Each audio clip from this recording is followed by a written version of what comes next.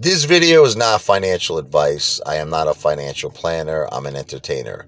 The one, the only, ape father in a minivan about to go in a steakhouse. Wow! You know, I was just watching this YouTube video just before I go to the steakhouse about Shaquille O'Neal. And when he made his first $1 million, right, he spent it in one day. Shaq. So what happened was he went and he bought himself a Mercedes, like I guess it was like an S 600, whatever. And he drove it home. Probably like the way he raked that thing up, it probably cost a fortune, probably a couple of $100,000 or more, right? So he drove it home. His father said, "I want one." So he went back. He bought his father the same one, I guess. Then his mother said, "Hey, what about me?" And he bought his mother, the same Mercedes, right? So in one day, Shaq spent $1 million. And as he, got older, he realized that wasn't a smart thing to do. And he became such a brilliant I think he's close to a billionaire. I think he's worth about 400 or 500 billion. He's very smart, man. I mean, he's got a great heart. I always think about two stories with Shaq that make me laugh. He goes into Walmart, right?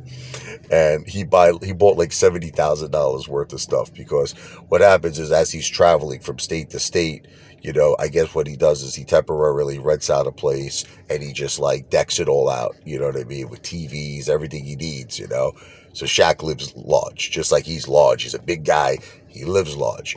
So what happened was his credit card was declined. So Shaq's like, "What are you talking about? I think I got money, I think I'm all right." And I guess it was like, what are those, like security checks, when you make a large purchase, they got to make sure it's you. So he called up his credit card company. They're like, "Shaq, is that you making that $70,000 purchase?" He's like, "Yeah, man, you're embarrassing me over here." Yeah, so whatever. And then I told you the story already. It was like a few videos ago. Shaq had like this, huge, gigantic, multi-billion dollar deal with Reebok. And he was in like a Modell's. This guy's awesome, man. And like a very elderly woman, like a grandma, she was with her grandson, went up to Shaq and said, "Listen," she says, my grandson loves you." And he's like, "Thank you, I appreciate that." She's like, "The problem is that your sneakers, we can't afford to buy them." He's like, "What are you talking about?" He's like, "They're too expensive." And it just, now who else would do something like this? Probably no one, just him. What other athlete, right, would walk away from millions and millions, multi-millions of dollars? Shaq did. He said, "You know something?" He told the lady, "You're right." That's what he told her. I'm sure he bought her probably bought her 10 sneakers. He's a great guy.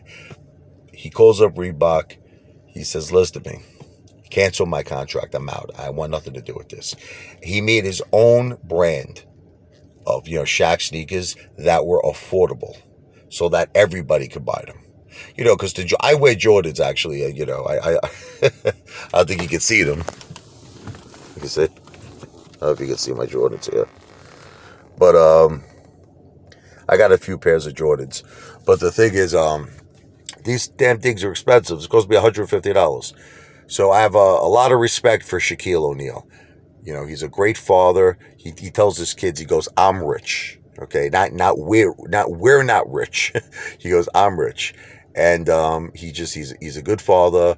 He's one of my heroes, Shaquille O'Neal, and I try to live by, just his example. He's a great father, and he really is just a great everything. Great athlete, great human being, great man, great businessman.